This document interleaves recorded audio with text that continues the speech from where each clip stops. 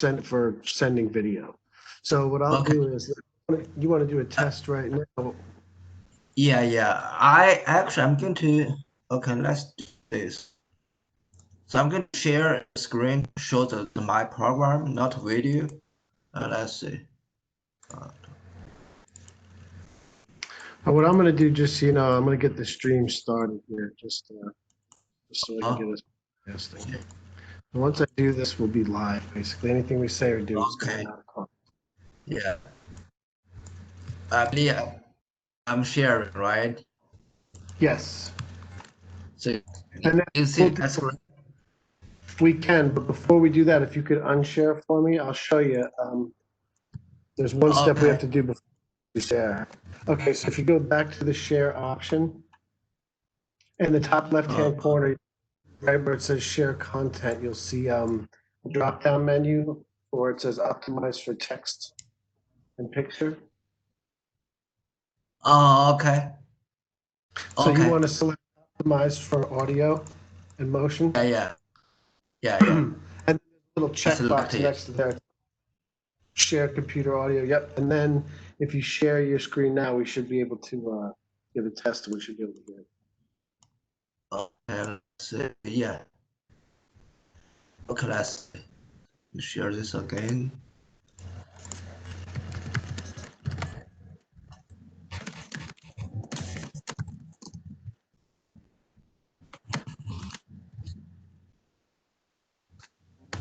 See my screen? Yes.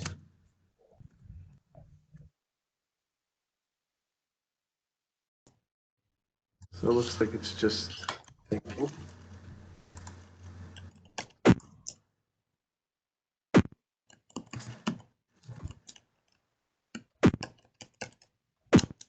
Does it look good? So I see it. Yep, it looks nice and smooth, and I can hear it. Here, the video is okay, the speed? Yes. Okay. It looks like, as this time, my network have some problem around this time. It looks pretty good right now. You're coming in good. I can see your video just fine. Okay. So I will not share videos. It's just this interactive programs. Okay. Okay. So yeah. Let's see how many people do we have now. Can I move this? I'm not sure. I can't see the actual active number right now, but I'll be able to tell after we're done. I'm expecting 5 live participants. I see 1 is already here. No wrong. Hey, Yusheng Sang. Yeah, how do you pronounce your name, please? Noru Jawara. Oh, Jawara. That's right? Yes. So, yeah, audio student? I'm a faculty. Okay. You look familiar. I mean, yes, I've seen you many times. I mean, yeah, in this department? That's right, in the statistics department. Okay. Maybe you should teach this session instead of me. Yeah, actually, no. I can use some help from you about this model. Actually, let me run that program. Okay, so let's see if I have it. This is the final. Wait.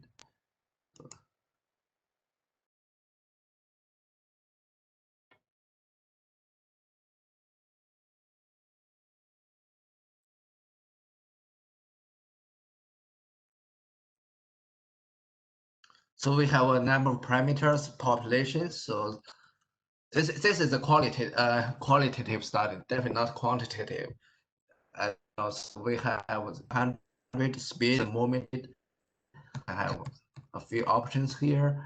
The radius, so the radius of the movement of people. So let's say 30 for start. Infecting probability, it can be high, low, high. Okay, so we can start.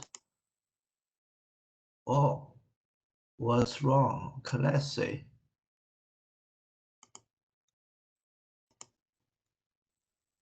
Okay, can I say it? Right, yes. Yeah, so this is the sample program I asked students. Yeah, use this as example. So about a week ago, I had an online game camp. So this is the major program that they develop. They have developed. So this is my version, and I'm doing one version that is done by another student. So this is just example. So here you can see the time infected people. We can increase the radius. Currently, since the infection is just in this area, this cluster, right? We can increase the radius, the moment radius. But I think we're going to be ready to start in 1 minute. If you want, we can talk more later. Yeah. Let me stop this. Yeah, we should talk more. So if you go to the top of the screen where you're sharing, you'll see an orange menu will pop down, and you can stop sharing to the left. Okay, yeah, let's do it. Okay. Andrea, I'm expecting 5 participants. Edwin, I see Andrea is here.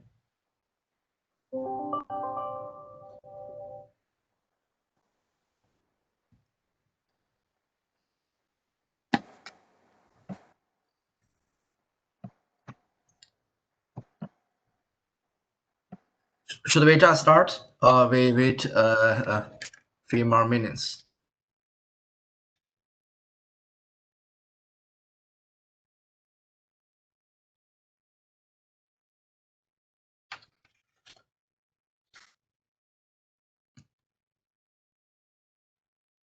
Okay, I think we can just start. We only have a very small group here, so we can use this just as a discussion rather as a lecture. So the purpose of this is to develop a game, develop a simulation for virus transmission. Okay, so I'm going to show you.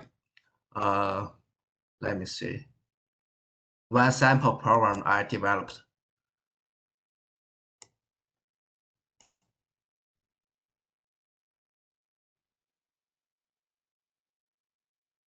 Okay, so this is in GameMaker, and this is one sample program. Yes.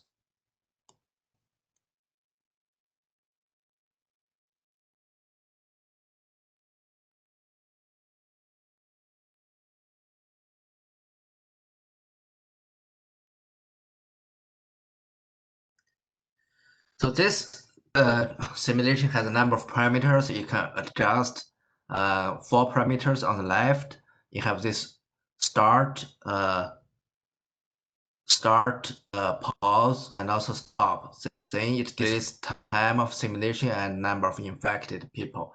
Here the population have a number of choices. If we press P, we change the number of population. 100 radius is the moment. It can be number of options. So if we use the radius of 0, then essential people just stay at home. So let's use 30. The speed is the movement speed of the people. Okay. Here is one infection probability. We have the high, medium, low. Low we can use low to simulate the situation that people wear masks and obey social distancing. Okay, so let's just start. Let's change it to high. Okay, infection high. So this is the first infected person. Okay, so the number 1 patient is white. Then after person is infected, the person becomes red. Okay, it has the shape of the virus. The green happy faces are the healthy people. Okay, so currently is concentrated in restricting this area, but if we increase the radius to 300 and also the speed,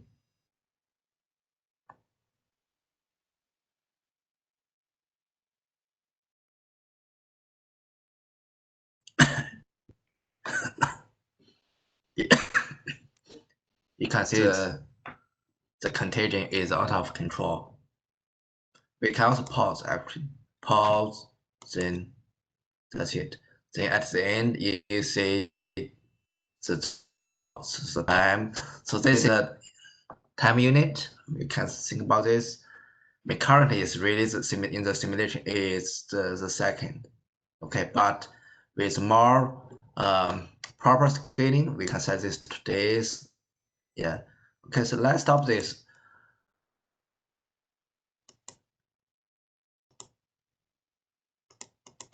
Okay, stop. So this is one for now. Actually, let me first stop sharing my video.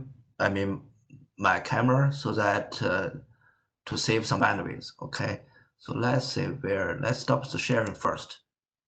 Stop my camera to share some to save some bandwidth. Okay. All right. So I'm going to share my screen again.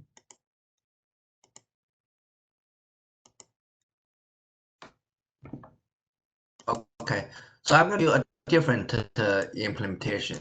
So that program I used as example when possible. So next I show you one, a different one done by a high school freshman. She will be a high school sophomore in the fall. Okay, so let's run this.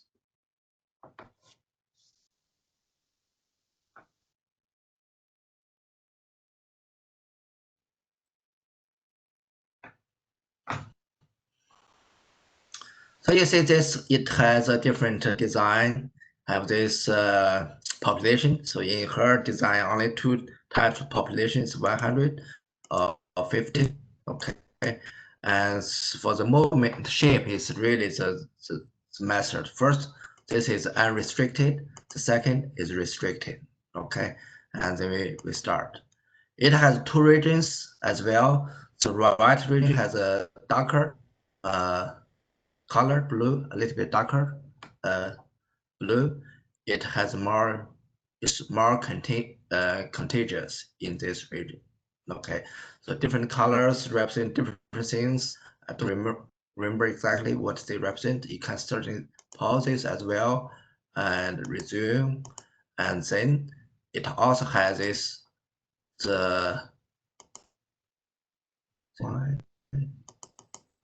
maybe there's bug. Let's finish this to see.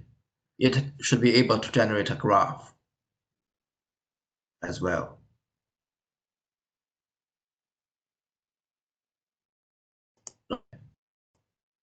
Okay, so you can see this is the graph generated, and it can be saved as well.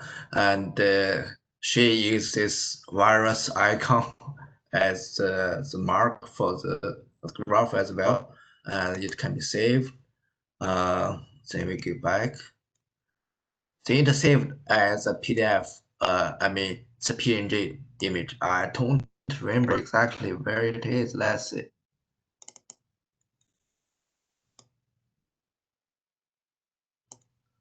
This is the final game. Yeah, I'm sorry. So I don't remember exactly where it is saved. I think it's saved and the local apps is it's very good to say. Then users. Then that is my, okay. There is I think it's updated. Then local, let's see. Yeah. It should be here. Okay. So you can see it's saved in this directory, and it's also automatically named. If you press multiple times, multiple images will be saved. So I consider this is a pretty good element to this. So I had this camp for 5 days. The first 3 days, students worked on different games. Okay, so the purpose of these 2 sessions is to help you to generate something like this. Okay, it's interactive simulation. It's not that trivial. So let's hold on a second. Is there a question? Let me see.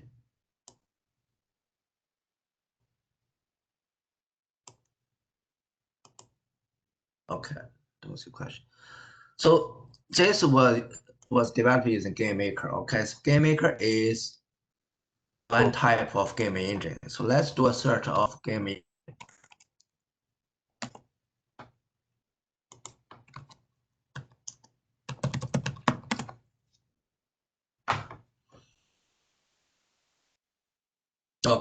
Okay, let me do a search of game engines. Okay, so there are different game engines there. This is the 10 best video game engines, the best game engines of 2020. So why do we need game engines? Because game development is one of the most difficult tasks in computer science. Okay, it involves many different aspects of computer science, including, so apparently computer graphics involves these things. There's a game, you need to decide the moment, how they collide with each other, then after collision, how they respond, right? That's the physics part. You have this artificial intelligence, the players or enemies that are controlled by the computer, not by the players. They need to have some intelligence and other things like network. So game development is a very difficult task. There are special software tools made for developing games. These are called game engines. So let's take a look at some of the game engines. Okay, so this is just one of the website. Naturally, this is the most fair authoritative website. Okay, so here you see this is the 5 top game engines here.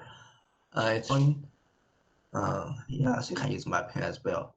Unity, Unreal Engine, and the GameMaker is listed as number 5. Okay, so Unity here listed as number 1. It's very popular, and I use Unity in my course Introduction to Game Development. That is MCM 408 and 508.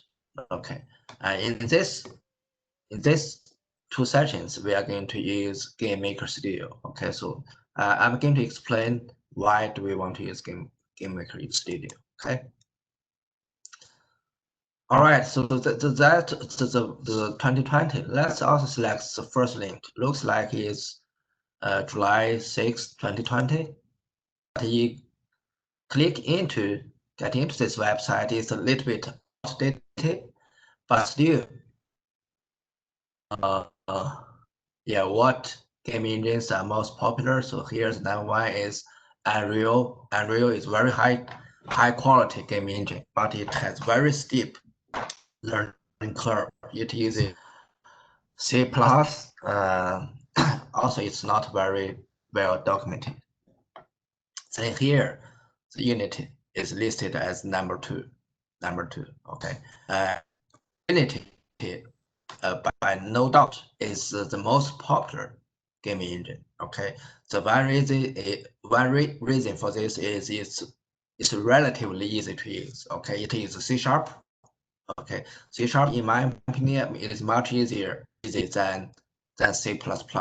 It is also more elegant. It's here. It's GameMaker. Okay, and it's listed at number 3. Okay, let's go to the GameMaker. You can just follow me. Okay, GameMaker. The search GameMaker. So just use Google. It's here, GameMaker. Okay, so GameMaker Studio 2 is the latest version of this. It is for 2D, only for 2D. Okay, the other engines I said is Unreal, Unity. They are both for 2D and 3D. Okay, so I ask you to download this, install this for this class. If you have not, you can just click OK, get started. Then you you can download this free version. Okay, free trial. So it's free. It can have this Windows version and Mac version. It's free for 30 days, but it can only generate games. Okay, inside this editor, not executables. Okay, not standalone executables. This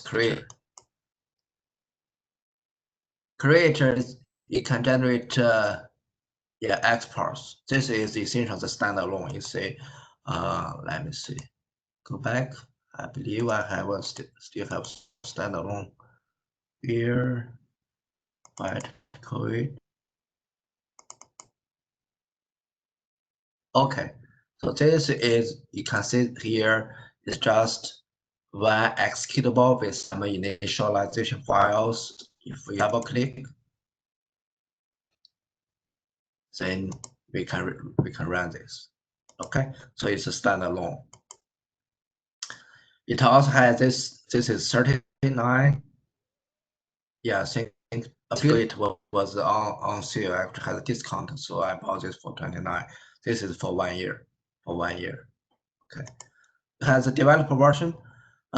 Device desktop.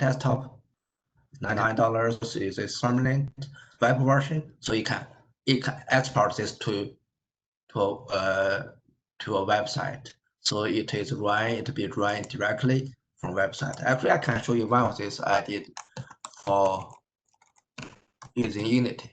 Okay. Go search my name.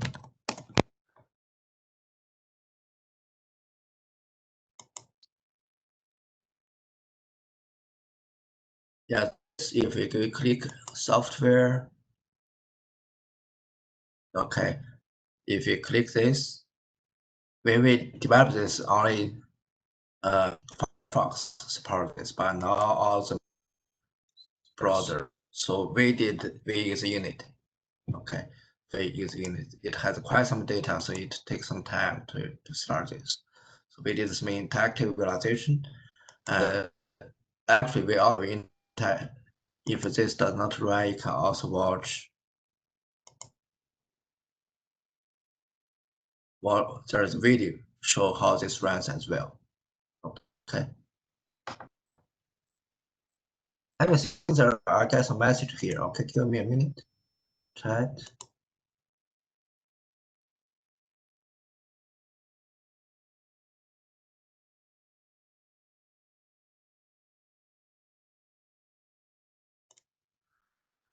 Okay, let's see.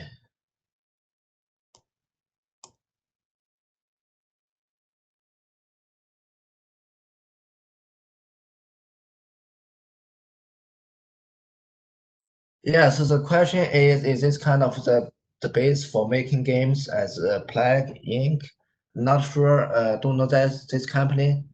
So I mean that using technology for the games. The game engines, the gaming engines are the tools, software tools for making game, because making games, developing games is so difficult. So the specialized gaming engines. Okay? And previously, people just write. Yeah, let me see. I have. Yeah, actually, I can show you another example. Just only by writing code without graphical user interface, that is pretty difficult. Let's see. Yeah, I think I have example here. Okay, so here there's a Pong game. Problem assignments. This is.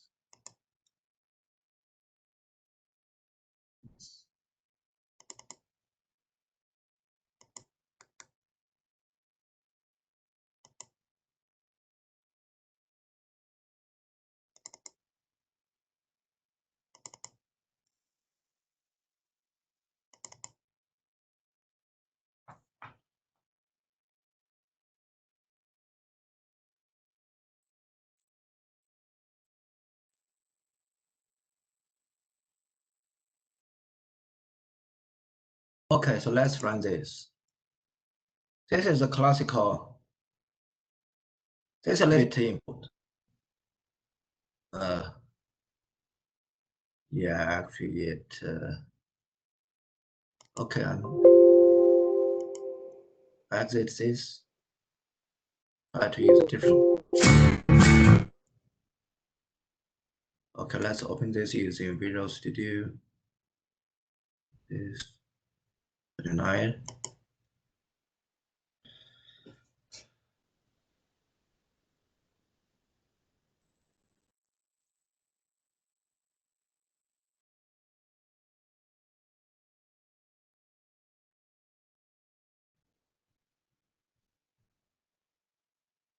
Okay, so for the game, R is written in code, pure code. There are no graphical user interface.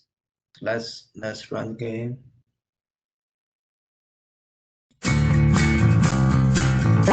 So this is the Pong game. So there is not drag and drop. Everything is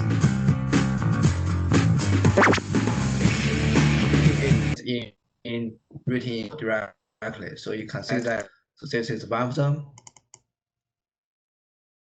This file source code. Okay, we have a common lines file.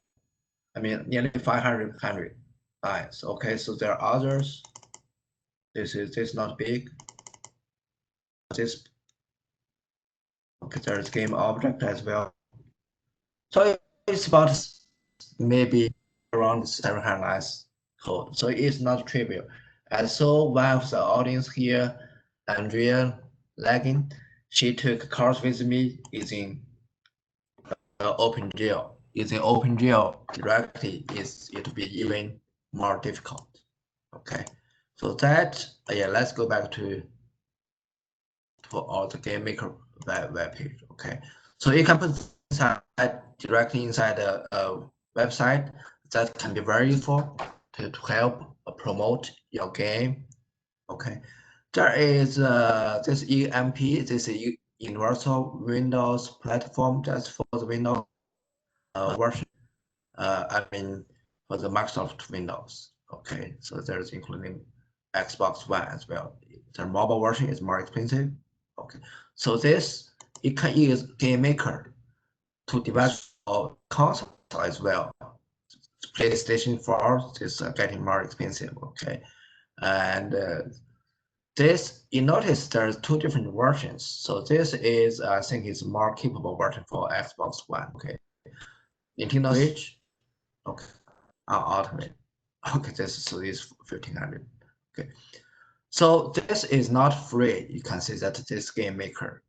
And the other two game engines we mentioned, it is free if I think your revenue is less than $100,000 a year, if I remember correctly. Okay, but you don't need to pay any royalty to Unity. Okay, that's a good thing. So that's especially good for small teams. Okay, for Unreal, use of Unreal is free. But if you make some profit of your games, if that exceeds, I believe it's only $5,000 for each quarter, you need to pay maybe 5% of your profit to Unreal. Okay. So what do we do here? There's I just gave you some pointers here, so you will really do the learning by yourself. Okay, so here there is video tutorials. Okay, let me see. You see here this breakthrough. Okay, there is. Okay, I realize you may not have access to all of reading. Yeah, I think there's this written tutorials. Yeah, it is actually. So you do have this. So I'm going to use a slide from here. So it can have it has this teacher's guide, all the lessons. You can read a few PowerPoint slides from here, okay? But the main tutorial we're going to use is from YouTube, okay? Yes, before we go to that, go to YouTube, I want to mention that actually GameMaker still is GameMaker, okay? So it supports drag and drop DND user interface. You can see here for this virus. Let's see here. Okay, now this is objects. Okay, so you can see here, this is the person object. It has different events. We need to create the actions for different events. But this action here for different actions is the assign variable here. Okay, this action is a video block. You can just drag and drop here, and you don't need to do any program. So that is called DND. It's a drag and drop approach. The second approach in using GameMaker is GML. It has a G, is here, the GML. It's a GameMaker language. And I'm going to show you this as well. Okay, so the same thing of this ball here. For the ball, it has this key press event. Okay, when the space key is pressed, we need to generate a response. Okay, double click here. So instead of this drag and drop interface, you write code directly. Okay, so this code here is a C style code. Okay, it's specialized. I think it has 80% of it is the same. Okay, so you cannot use this outside GameMaker. But as I just said, 80% of this is like C. So your effort is not totally wasted. Okay, that's the strategy or the philosophy using GameMaker. I see several of you, the audiences, I believe, don't have programming at all. So sometimes you want to generate something quick and dirty, to generate some interactive simulations. Okay, the GameMaker is special for 2D. That can be a pretty useful tool. Okay, so let's go to the YouTube.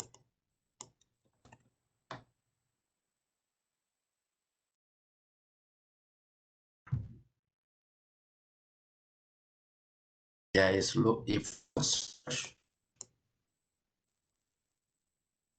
like my network today is not the best. Okay, so let's do a game.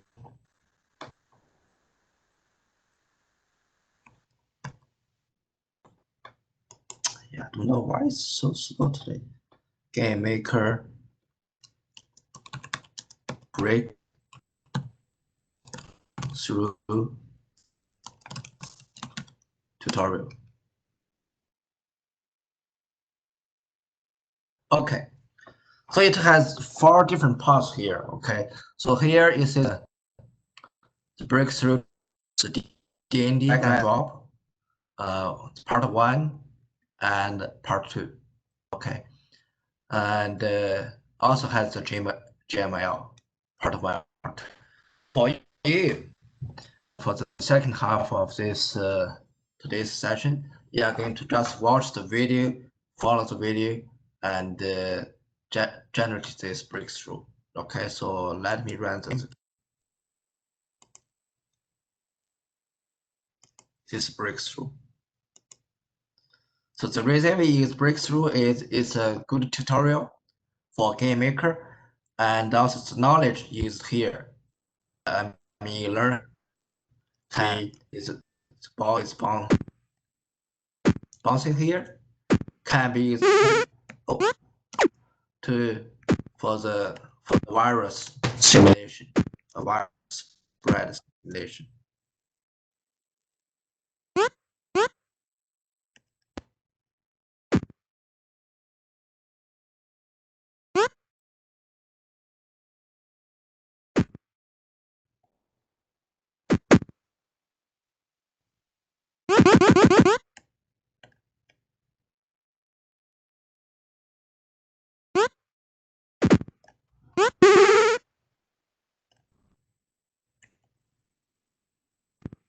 Okay, so that is the tutorials. Okay, I'm also going to share a link. I'm not done it yet. Giving the finished version of the tool. Okay, so I'm going to share a Dropbox link. Let me see here. PowerPoints.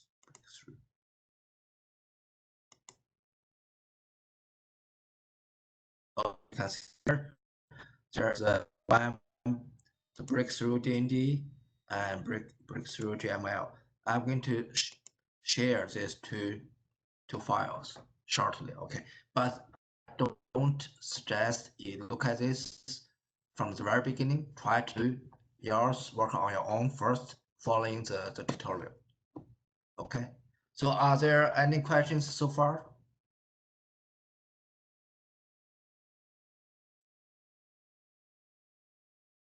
All right, good. So I'm going to have a short lecture, short introduction to the GameMaker. Okay, also to programming. I look at some of the background of the participants in this session.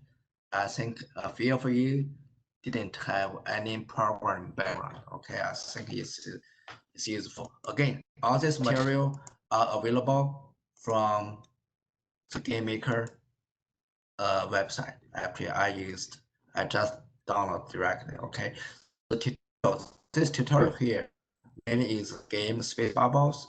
If you like this, you can certainly do this later. Okay, it will not take too much time of you. You see, I mean, all the audience most audience are graduate students, I see.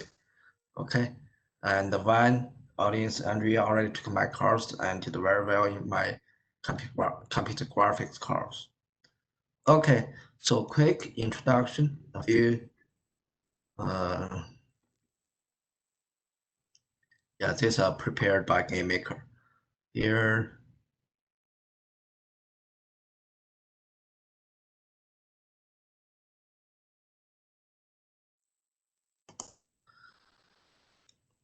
Okay, so the topic here is computational thinking, right? What is computational thinking? It's a set of problem-solving skills that allow you to do three things. Okay, the first, quickly decompose problems down to smaller components that easily solved is called decomposition. Essentially, divide and conquer. Okay, the real world, usually most real world problems are too complex for us to attack as a whole. So we need to divide and conquer approach. Second, even if you divide them into small parts, the problem is still not easy to solve. We need to remove unnecessary details so that it can be more easily defined and so call this abstraction. The third is algorithmic thinking. So computers are really not that smart. They only execute instructions written by programmers. Okay, so we need to create step-by-step solutions. So that's the three components of computational thinking. Then what is an algorithm? So algorithm is really a set of step-by-step instructions that achieve a task. It is exact. Okay, here are some examples. You see, you can get up these things. Some others include the cooking recipe. Okay, so the study of algorithm is a key foundation of computer science. Actually, it is a very difficult branch of computer science. Okay, it's a theoretical study. Okay, so we look for faster, quicker, okay, and shorter algorithms. So faster means you don't have to wait the program to respond. Okay, it uses less battery. Okay, so it's on last longer instead of 1 day, days, and shorter program everything, right? So you can have more programs on your phone, and sometimes these two goals conflict. It's like the two factors, time and space. So what's program? It's process of writing algorithms so that a computer can understand the algorithms, okay, to follow. And here we shows the GameMaker's drag and drop system, okay. Okay, this GameMaker Studio 2. Yeah, some of the games here. Actually, let's look at one of these. Okay, there's a link on the bottom.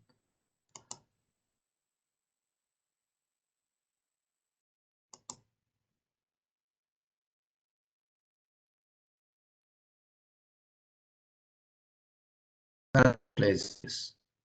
This was developed in Nintendo platform.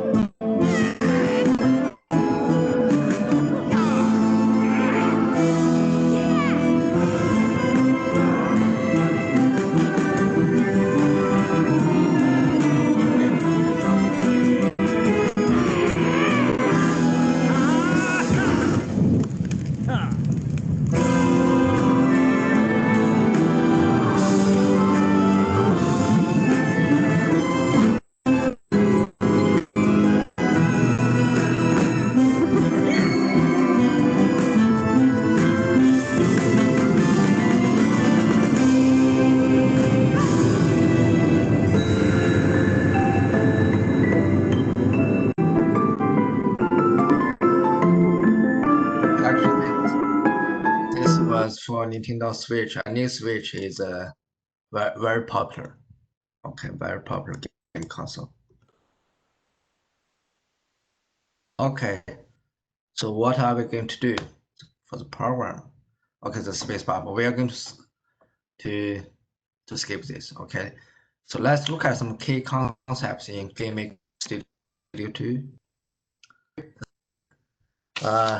Let's start the three most important concepts. Okay, a sprite. A sprite is just two-dimensional image. I have animation as well, so it contains a number of frames. This frame played like a movie, then have the animation. Okay, so a sprite itself is just a visual representation. It does not itself not intelligent. Okay, in order to generate smart objects, okay, it's called object. Yeah, entities. You need to have an object. Okay, so in Unity, the object is programmable elements in the game. Okay, so most objects have a sprite, so you have a visual representation, but occasionally some objects don't have visual representation sprites because not because they are invisible. It's because they are used for the control logic of the game. So you may have several controllers or manager game. Okay. Then we have a room. So a room in Unity is a level in a room in GameMaker is a level. It's called the same in Unity. Okay, you put your object sprite together. So let's look at this virus simulation game. Oh, this is my version. So you see here, I actually generate this everything here, most of the icons from scratch by myself. Some of them I downloaded from Okay, so you see the sprites. Okay, so this the sprite for healthy person. Okay, sprite for virus. I check from scratch. Okay, you can also see here for the naming convention in Unity is for the sprites. Okay, they all start with SPR, the answer. Okay, you do the same thing for your breakthrough and for your own virus simulation game. Okay, so that is the sprites. Then for the virus, no for the person. Actually, see, for this person here, it has no sprite. The person here, because it is actually its base class. So game supports inheritance. It's kind of object-oriented. Yeah, it's part of object-oriented programming. You see here, this it has a number of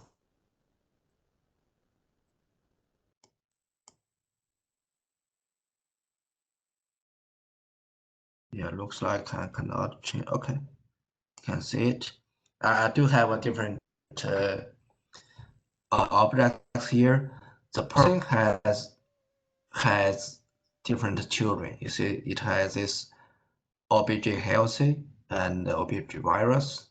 Okay, they share some common behaviors. That's why they have a parent. So when you see, when it is generated, you have a global speed, a random direction. Okay, and let's go back to the person. Double click the step. I think this is a big one.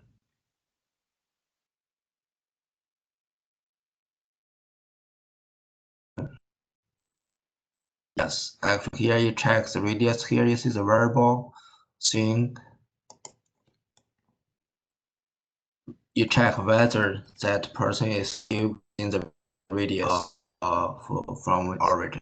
Okay, then if it's not, you change the direction of it. Okay, so that's the object. Then we have room.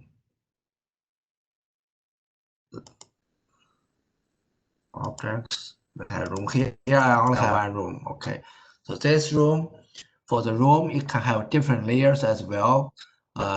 Here I have this GUI layer. This is for the buttons. Okay, have instances.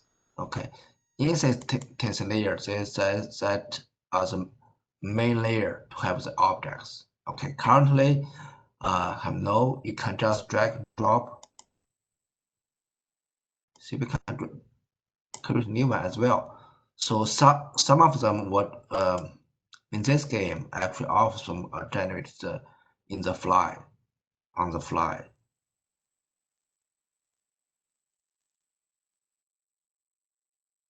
But you can see when the virus is already there, the one I just added. But when I press start, then new objects generate. When I press start, that the thing is cleared. Okay.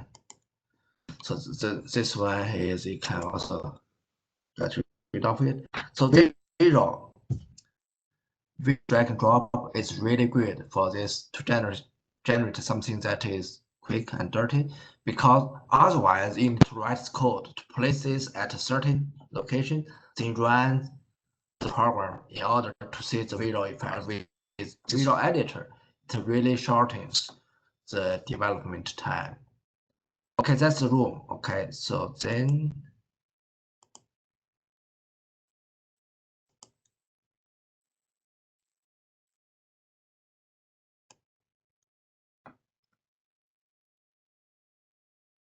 another two key concepts are the events.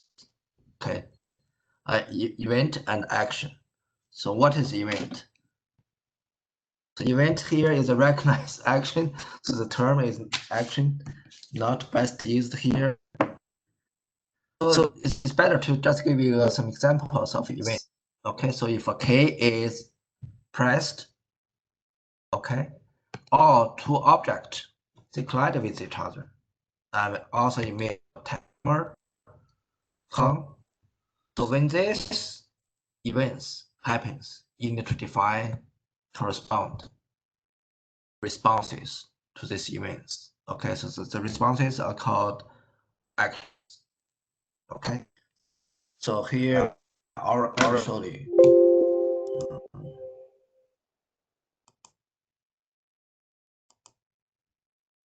In this game, let's go to the person.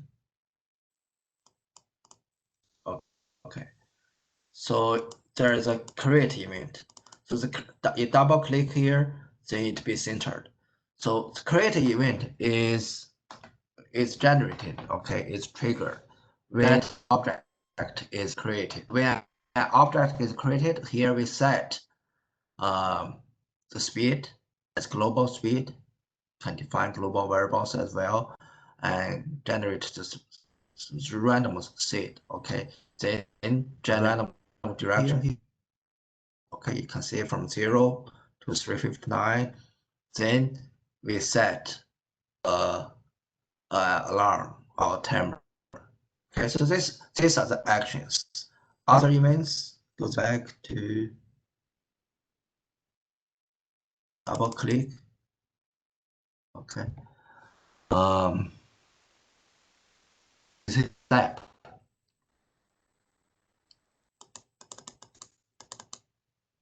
Okay, so what is a step? So a step is the game is an interactive simulation.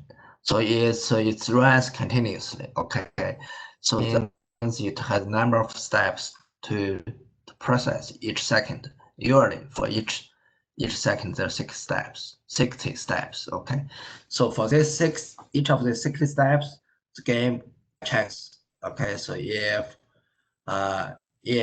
is here. If it's outside the radius, then we change its direction. Okay. If it hits top somewhere, we reflect. You see, the reason for this is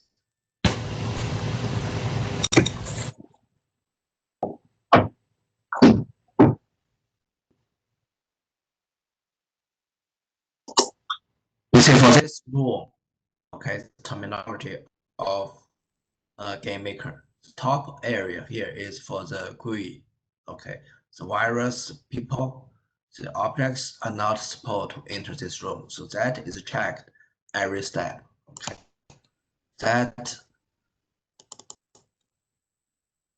I have another. Okay. Yeah, another. Let's see. Another common event is the key press. Here we have the play button. Okay, and the event is called the left press. Okay, and does corresponding actions. So it can insert this code as well. Okay, directly in the. If you see here, the first thing it does is not the first thing, but it does some reset here. Okay, resetting is the counter infected, and also there's a flag here where it started or not to this initialization. Then that is layer destroyed instances. So it destroyed all the instances. Okay, in that instances layer of this instance layer. Okay, so let's see. I think that's the major concepts here. Okay, just repeat here is visual representation, and object is smart. Okay, intelligent entity. A room is the thing, the scene. Event is trigger. Okay, action response to event. Okay, I think that's it for this. Are there any questions so far? for the tutorial that comes with this is called space bubble. Actually, why don't I just run it for you? So that GameMaker did a really good job for generating this tutorial. It takes a lot of time to generate a tutorial like this. Okay, I have to. Let me see.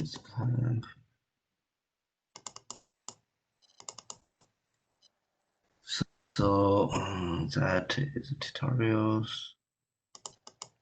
Can I ask a question, Dr. Chan? Yes, go ahead, please. Yeah. So, can you go over the camera and what makes the 3D so difficult to generate?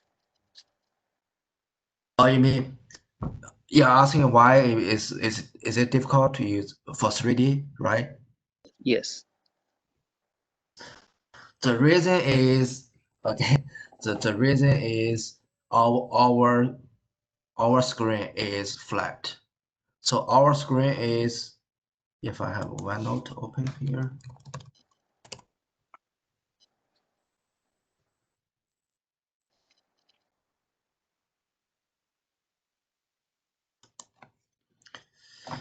Yeah, our screen is called a raster display. Is number of pixels.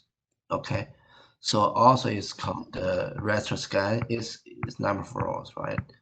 So when a picture is generated on screen, when you are looking at the actually it is called raster scan, is generated one pixel, the pixels one by one from top to bottom, left to right.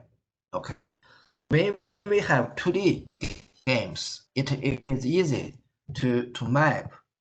You see, you have this another shape, like it's a small shape, to another this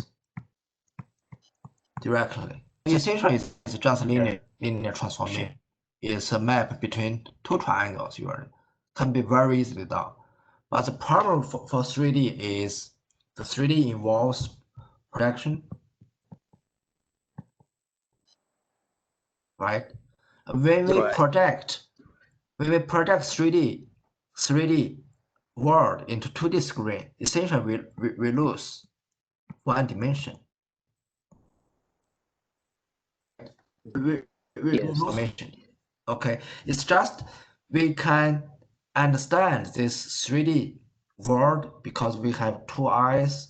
The two eyes, each eye has different image of the 3D world because of the locations, steps, information. So based on our previous experience, we can kind of regenerate of the 3D world, but that does not always work as well. Sometimes our perception is not correct. Okay, so the major difficulty is to generate the 3D world. I mean the 2D display from the 3D world, and that's the major computational complexity there. And it also we need to say when we have camera, we need to do yeah, actually I can show this another. So I'm going to use my other lecture notes. Okay, so this is also we're going to talk about it.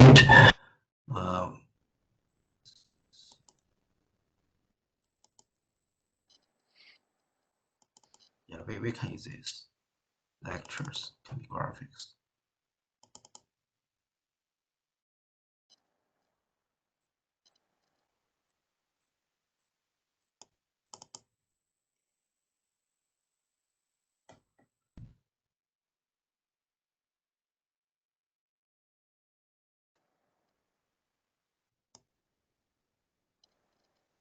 So usually,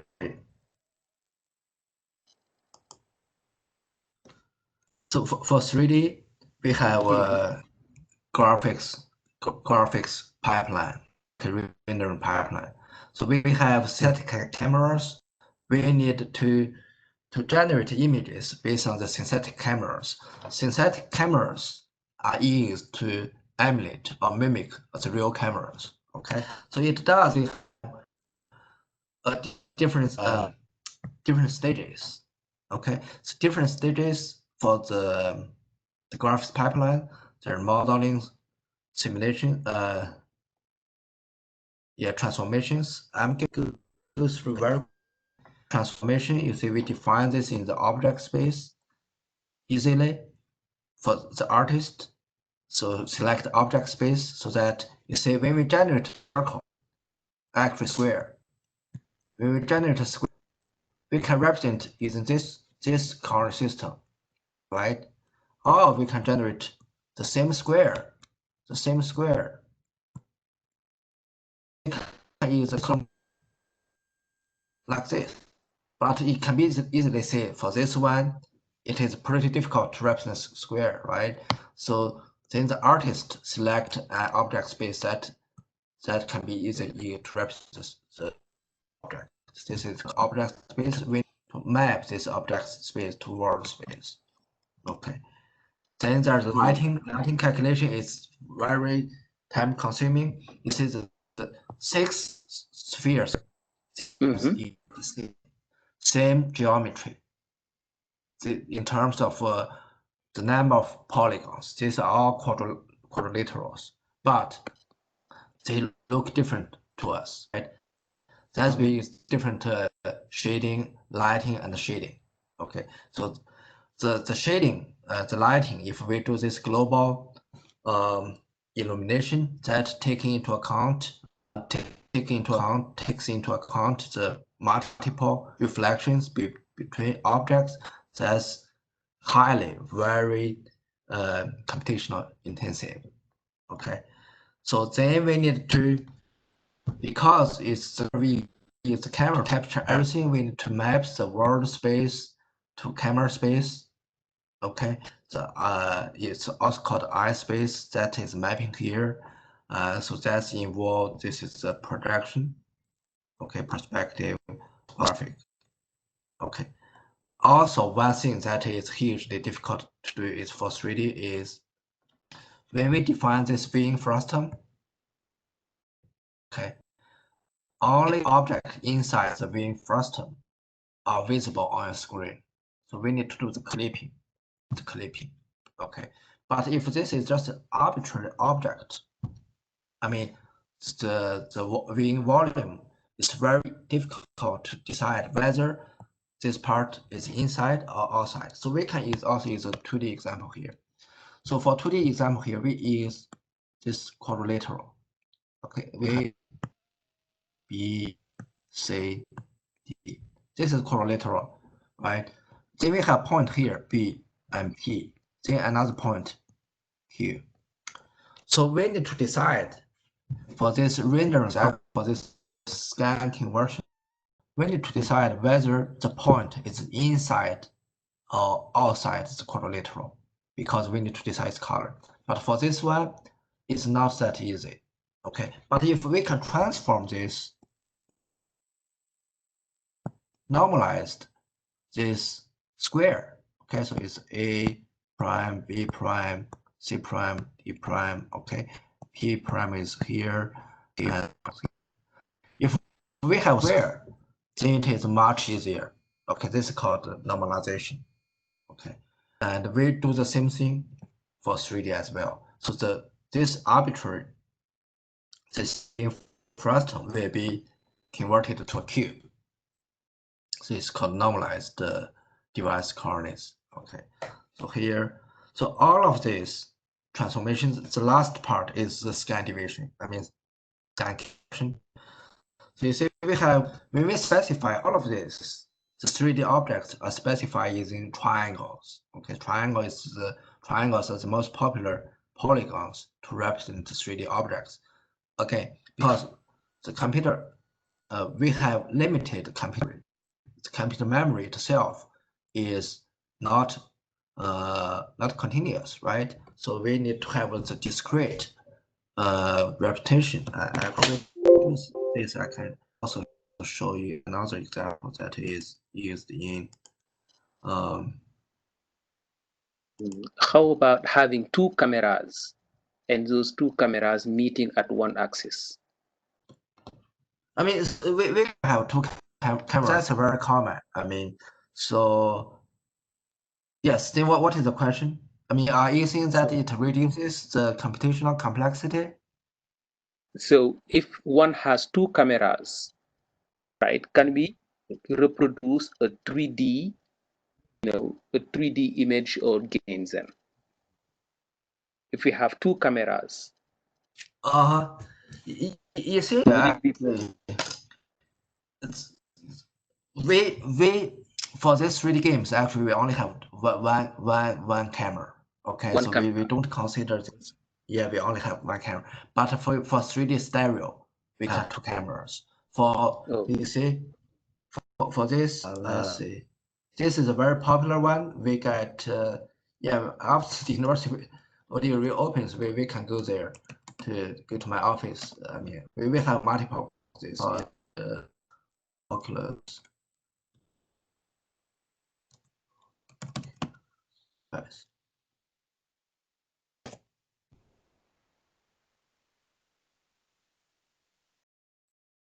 This is a very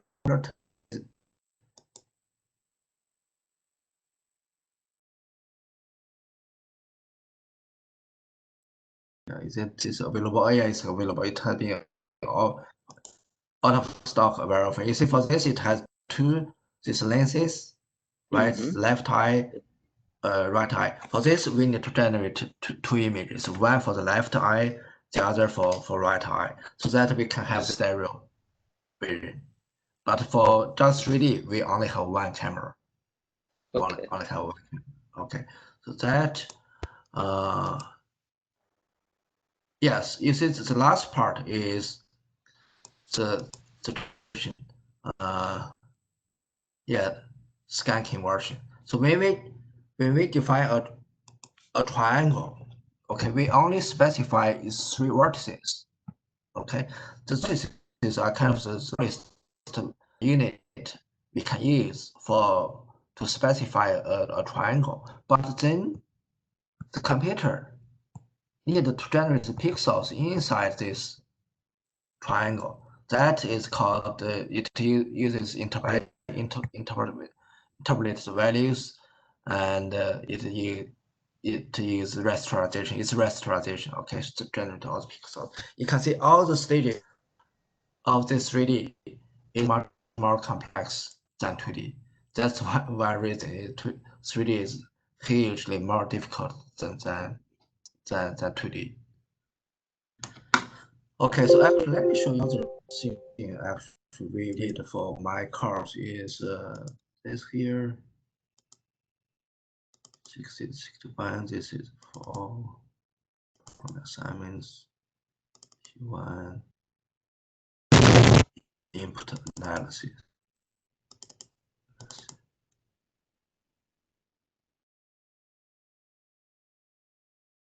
So what I'm showing is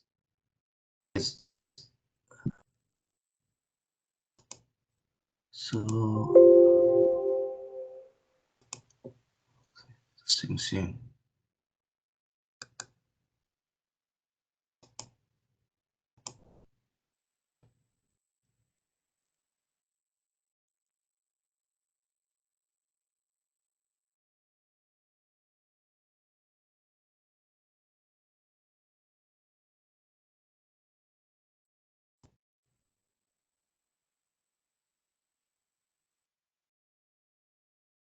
Okay, this is actually input analysis. So there is an input file, then the students need to generate the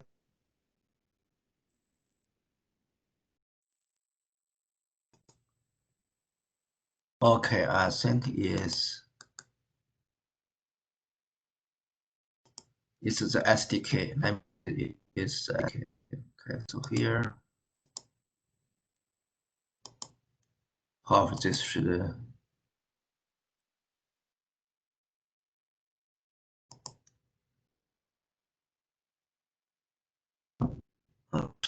fixed power. Let's see.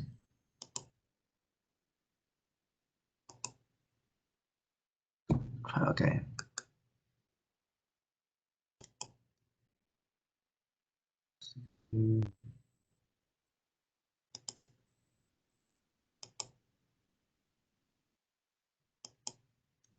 Okay, so this should be okay now. It's getting more and more complex during low-level development. At least on Windows. You see here, this is image files. This is called normal.date, and the students need to generate this using the histogram, and the histogram can be changed using different number of bins. Currently using 30, right? Then they need to adjust. They can try to use two curves. One is this is Gaussian distribution to generate input model that matches best. Visually, this is the visual comparison. They are also asked to generate, to discuss the ways to do this automatically. Okay, you see this is but this curve, it looks pretty smooth, but it's really just a line of a collection of line segments. If that curve currently has 100 points, if I change it to 20,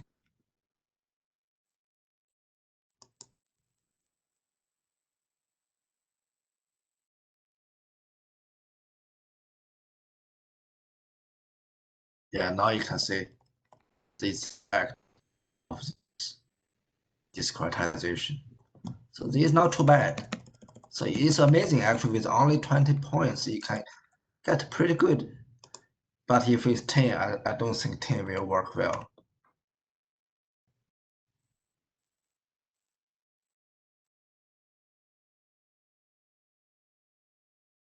Here, this is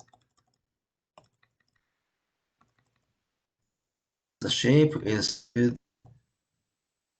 yeah, it still has an approximate shape, but with definitely more errors there. Okay, so this is 2D. All right, you see everything here is just pure code. Generate this. For this assignment, I provide good starting point. This is OpenGL, and for this is 500 lines code. Okay, so I don't think it can be much shorter than 500 lines. In the past, students generated 1,000 lines code for this task. But as I showed at the beginning, the one school student is the GameMaker, and let's see. Yeah, let's run this game again.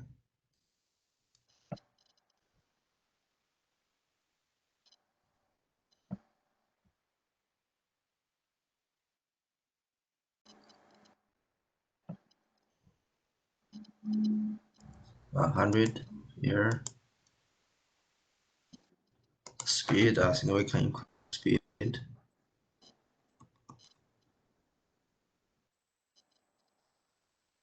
As well, you can see the infected is 50s. Let me stop. Okay, 72. Let's see. We get the curve. You can see 72 here and 60. And also you can generate the current. So some other parameters.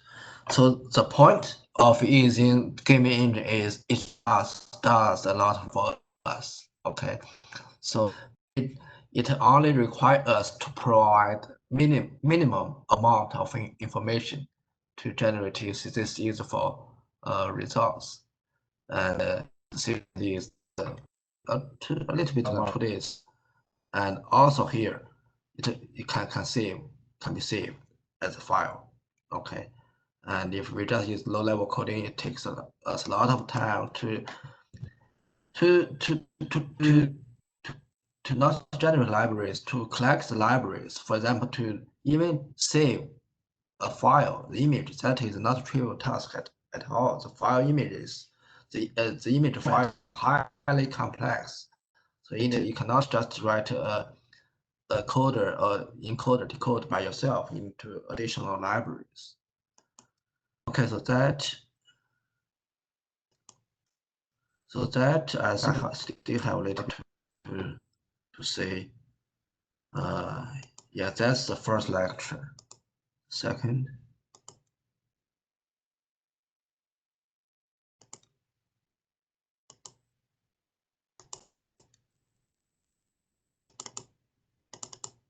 Okay, all these things, the properties I'm using are available from GameMaker. So if you want to offer to kids, this is a good resource. Okay, so the principles of programming here, let's see. You already see this.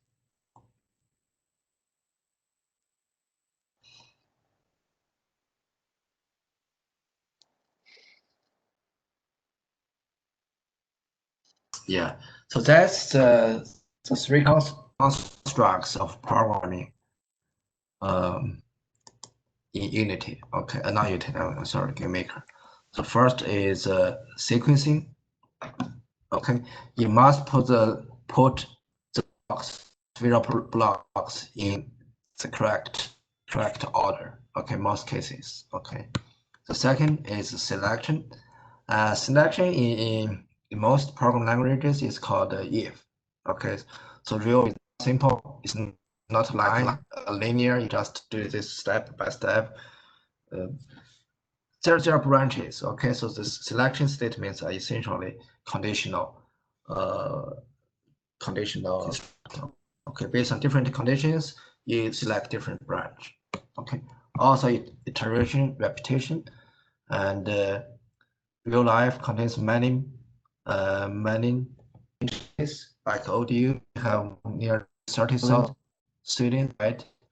You write a database for the 30,000 students. If we have one variable name for each student, then would have 30,000 variables just for students. Okay, so that is not a smart thing to do. Okay, so we have repetition, also the corresponding data structures like arrays and other things. So just to reduce the the types of the key press, you need the code you need to write. Okay, so I already said this sequencing. So it's just yeah, that's the good thing about this GameMaker for this video. The drag and drop DND. Okay, you just look at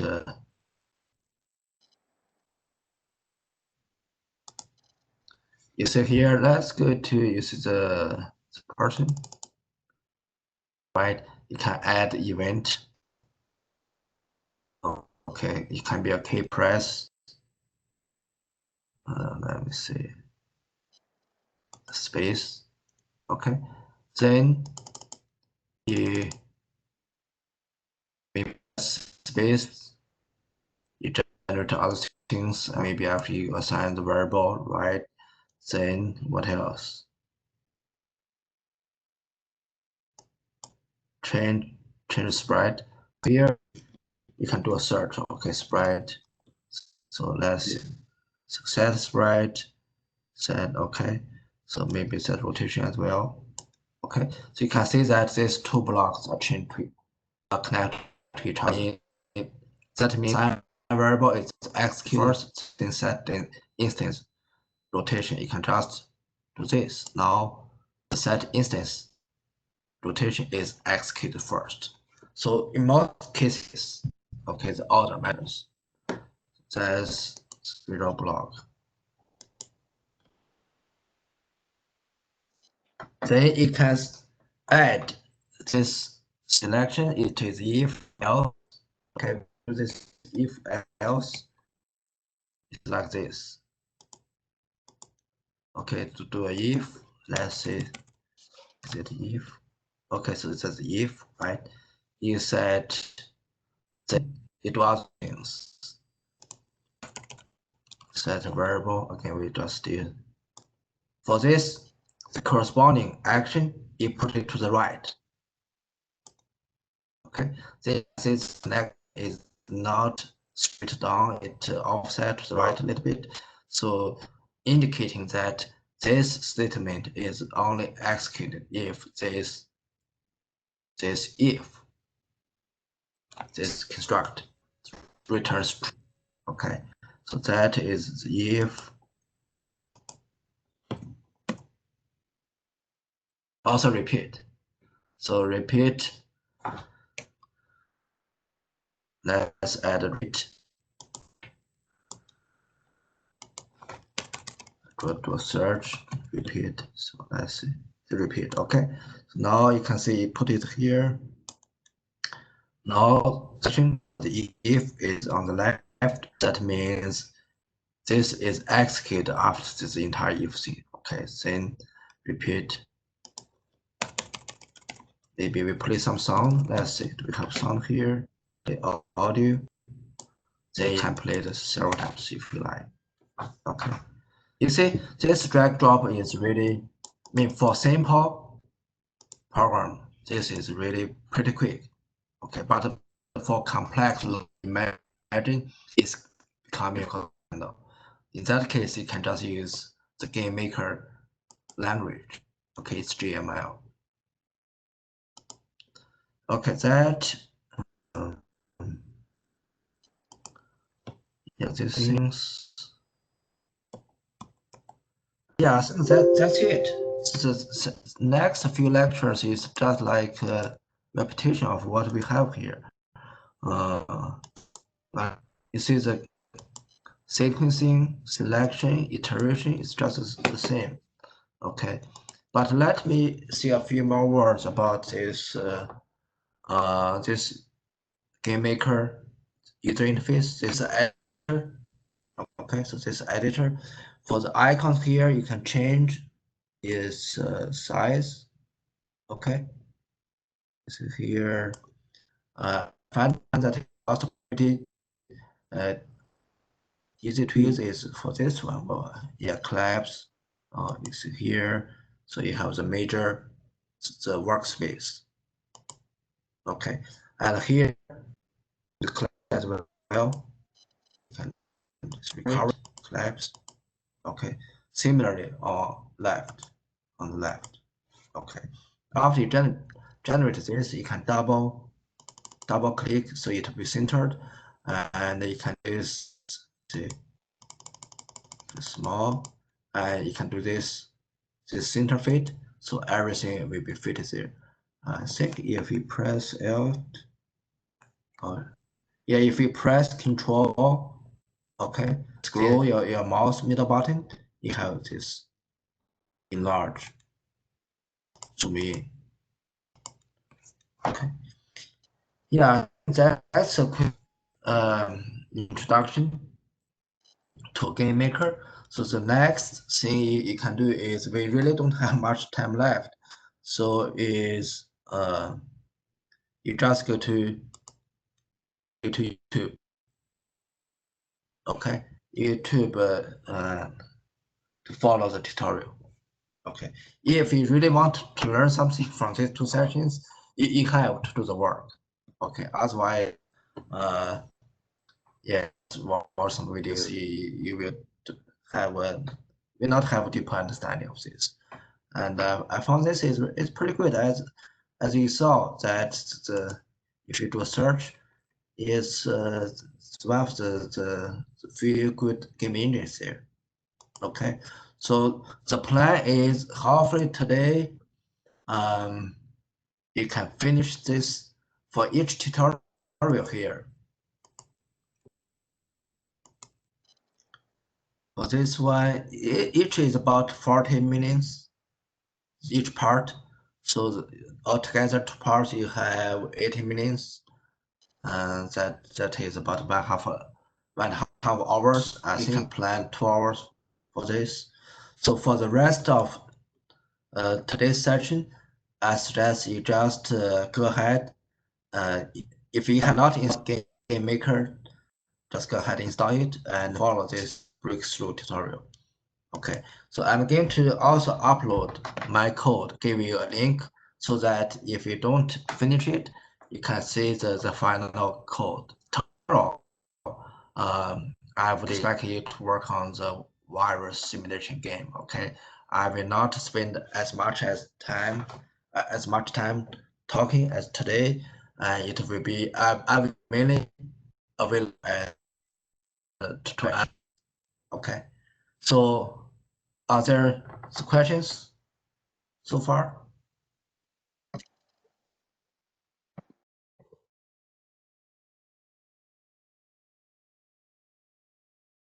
I had a quick question about why you picked the coronavirus to do in a gaming environment instead of, say, using like an agent-based environment where the virus is an agent. Yeah, actually. So I was thinking something like NetLogo.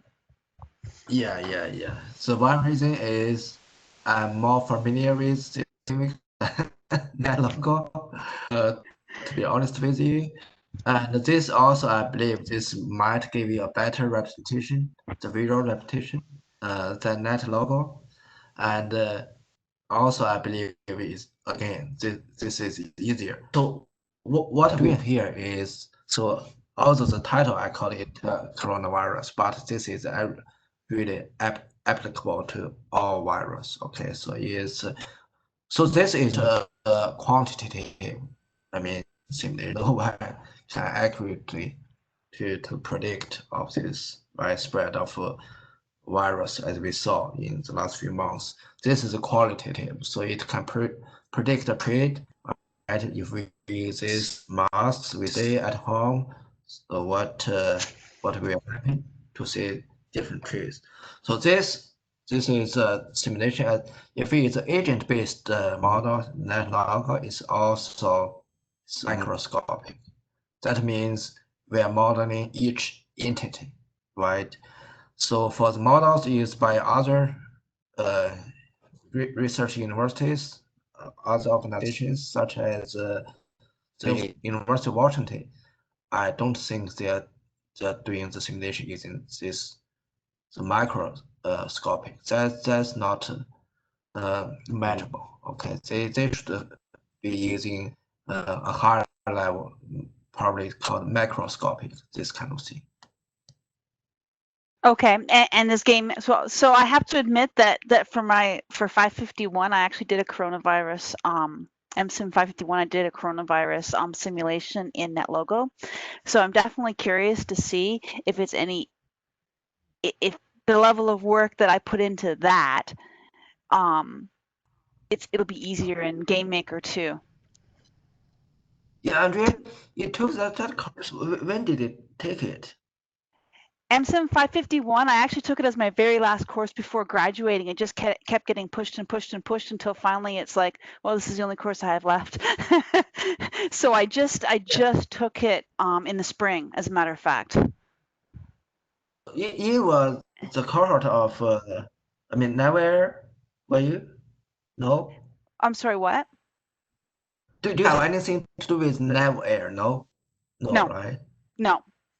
No, we had to do a qualitative study for MSIM 551. We could pick any topic that we wanted to pick, and of course, because the coronavirus was the big topic of the day, I actually picked that as my topic to do the final project on. So I did it in NetLogo.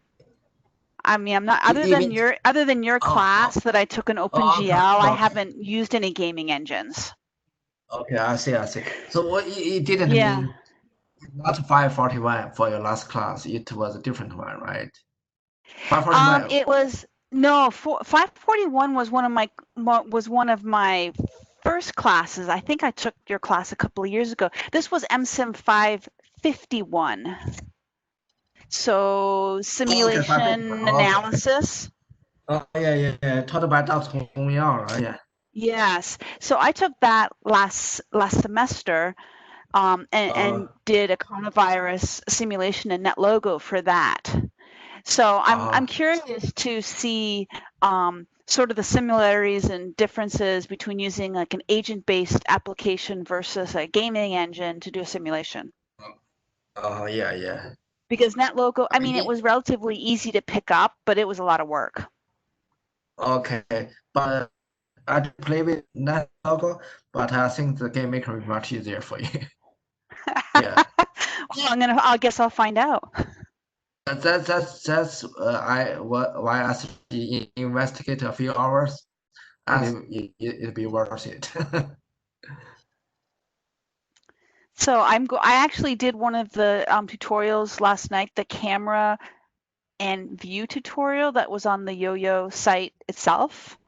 Okay. And Okay. it was actually a really good tutorial because it definitely brought back memories of using OpenGL and viewports, and those were Yeah. not So easy concepts to grasp. You know, yeah, for me, I mean, right out of the box. for the 2D, it's Mhm. much easier because it's mapping between 2Ds. That's much easier than mapping from 3D to 2D. From 3D to 2D, Right. we lose one dimension. Yeah. Also, if you do, actually, I'm going to do the same thing in Unity as well. Unity is the most popular game engine, and it has more capabilities than Unity. And I mean, the GameMaker. One thing that is restricted. Let me show you is you see this in my screen, right? So we have yeah, go ahead. I can see your screen. It's not great resolution for me. I'm not sure if it's just because, well, we've been in the middle of a huge thunderstorm up here.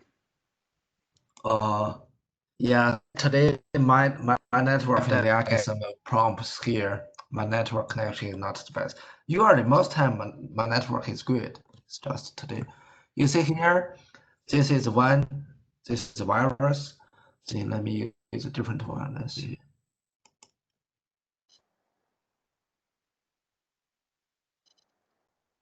And let's say this is the health person. Okay. So the for GameMaker is it cannot detect the point of contact between these two, and so it will give the same message. You see, these two are just tethered. This and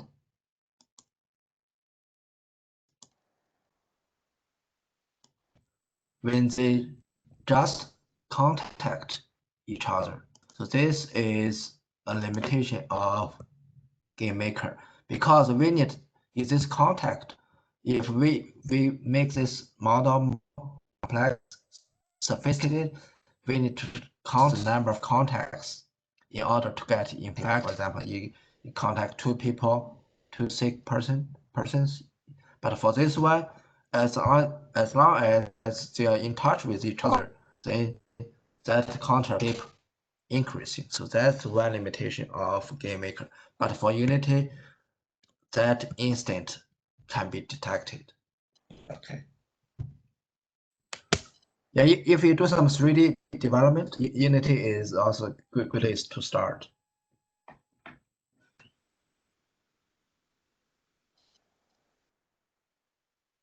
Other questions?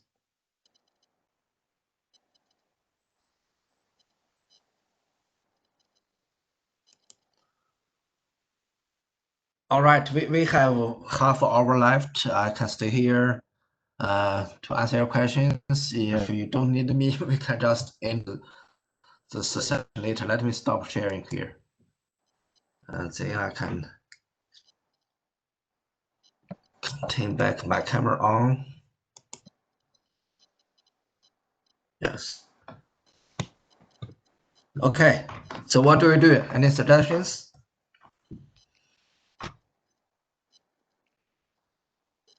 So I can ask a couple of questions.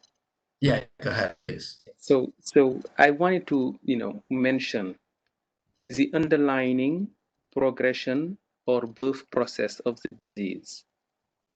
So is there a distribution you consider? Like Actually, for this one, as I said at the very beginning, the audience of this camp was just for the middle school and at most high school students. So we didn't use any accurate model essentially.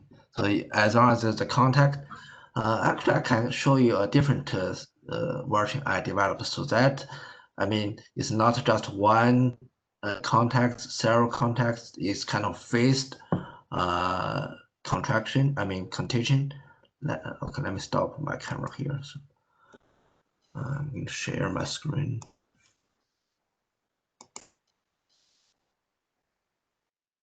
Okay, so let's see if I remember this correctly. Okay, here, this is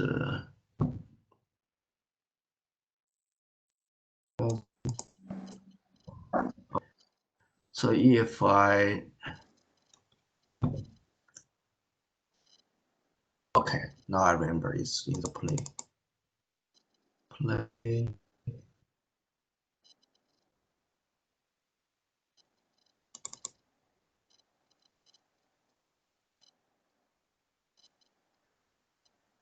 Yeah, so if we generate the two-step,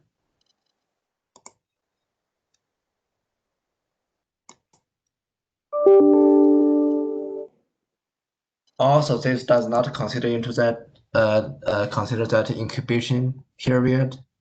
Also, part of this, my purpose for this for that camp was to make it simple so that the campers can generate something at the end of the camp. That was okay. You see here, this is the second step. Currently, I don't think it infect other people. So this red icon here, but when it becomes this virus icon, it start infecting other people. This is one model here. If stop it, okay, we can also change it to a three. It's just initial.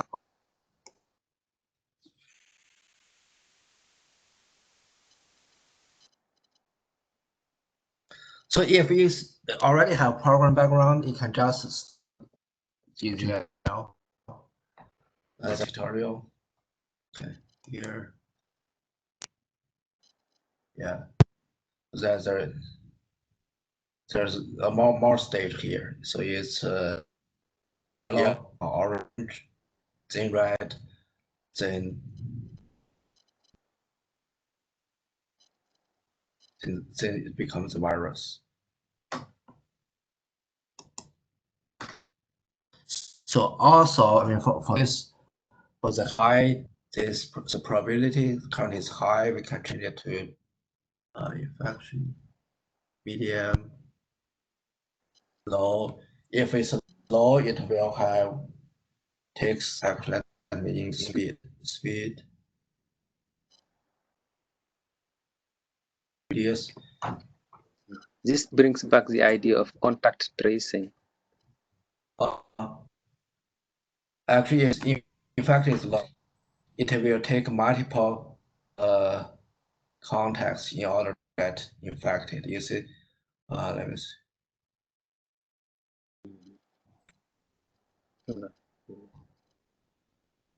So currently, also the distribution of the possibility of infection. For example, I mean, after the one person is infected, right? Then it has a number of days to be contagious, right? So probably I think there's a distribution of that, and that is not considered at all. Okay, nice. Thank you.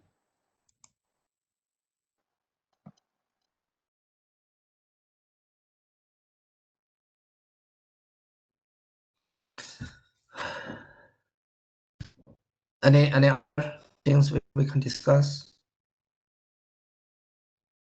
Yeah, I think there is another. Let's see.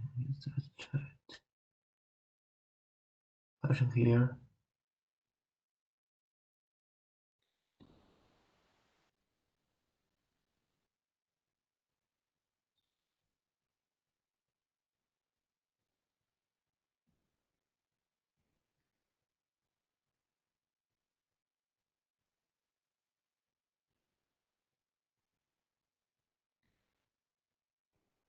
Yeah, I can have another question here. This is Python. So studying Python language would help develop this in easier way. Um, I don't think so. So Python, but to be honest, first I need to let you know I have a little bit bias against Python, but I don't think any game engine used Python. Okay, Python is for, I know it's #1 programming language for machine learning and for data science, but I don't know anyone use Python for gaming, especially for this visual simulation. Okay, all these game engines, the underlying the language used still use C or C++.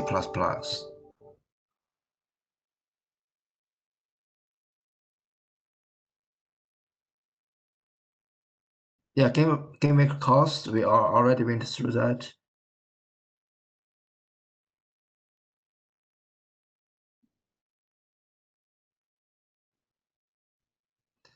Okay, for AR development, what program would you recommend for beginners? For AR, there are different there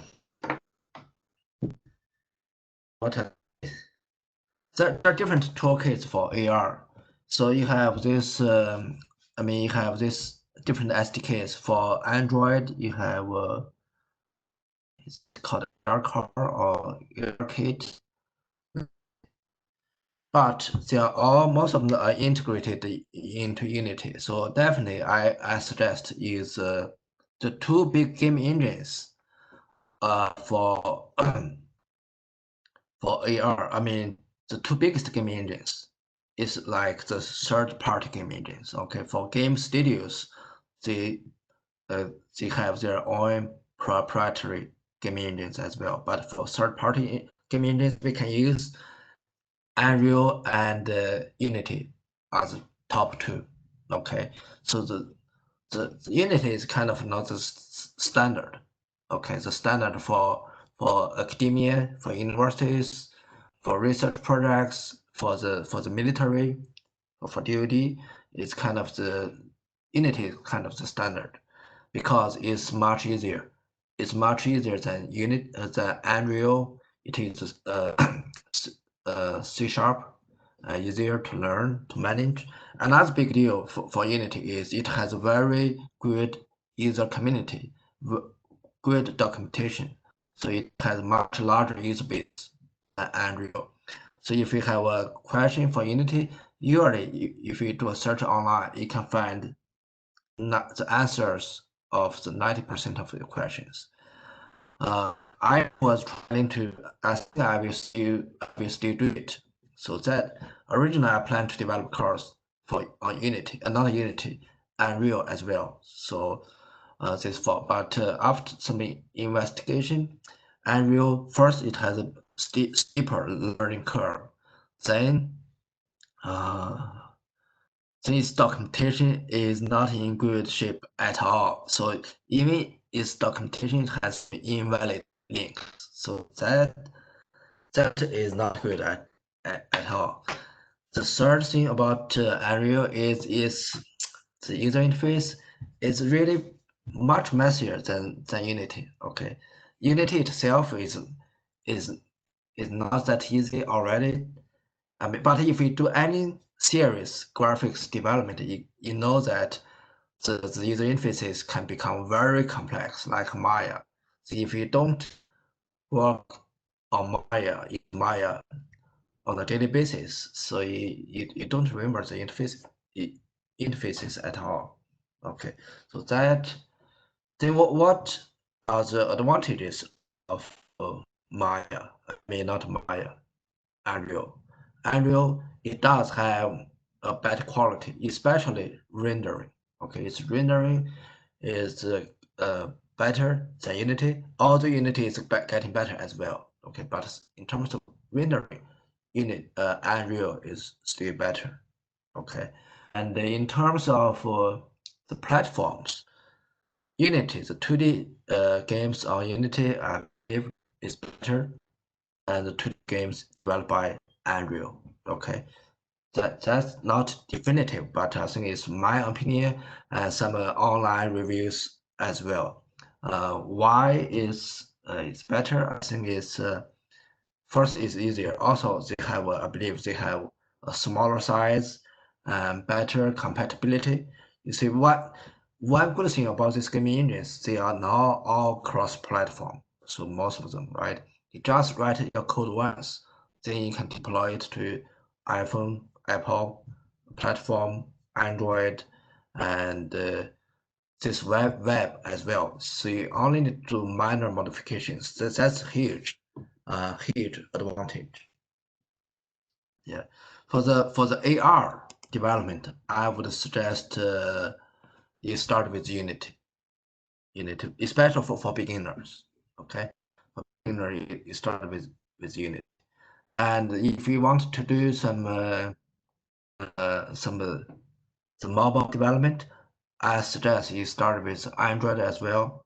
So I personally use quite some devices as well, such as iPhone, but it's just deploying to iPhone. You need to have a Mac computer, so not many people have Mac, and you also need to use the Mac's development environment, that Xcode, a lot of configuration as well. So I do have some yeah, virus. I mean for all this Microsoft's the Visual Studio. Visual Studio is pretty cool. It's I believe, in my opinion, it's the best IDE in the world. Okay, so the integrated development environment is much simpler to use than Eclipse, than Xcode.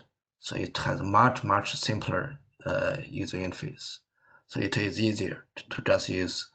Now, yes, so the Microsoft Visual Studio is also the default IDE for Unity and for Unreal as well, I believe.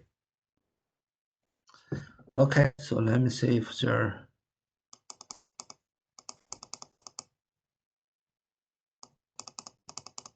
Okay, we have this Python, how to make games with Python.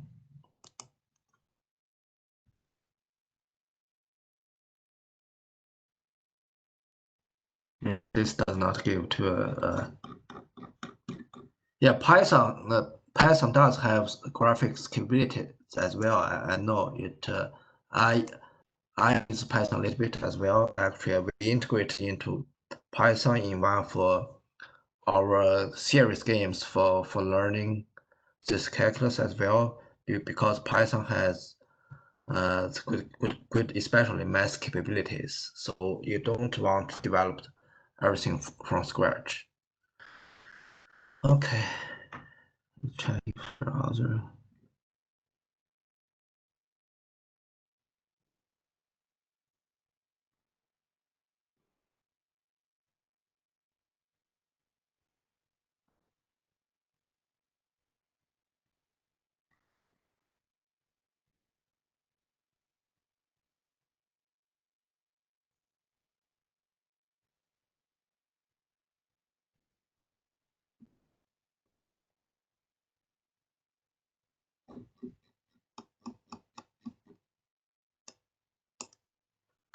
Okay, I think that's all the questions I got. We only got about 17 minutes left.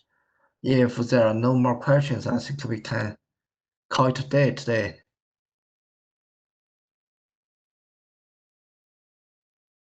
So plan for tomorrow is I do expect you do most of the work. It's not just me talking, and to have some experience with GameMaker. Okay, so if you think you already know GameMaker, or if you have a tool to use, I suggest you use that tool to develop similar product. Okay, with this the proper statement. I mean the statement state management. Okay, all right. Everyone has a good evening. I'll see you tomorrow.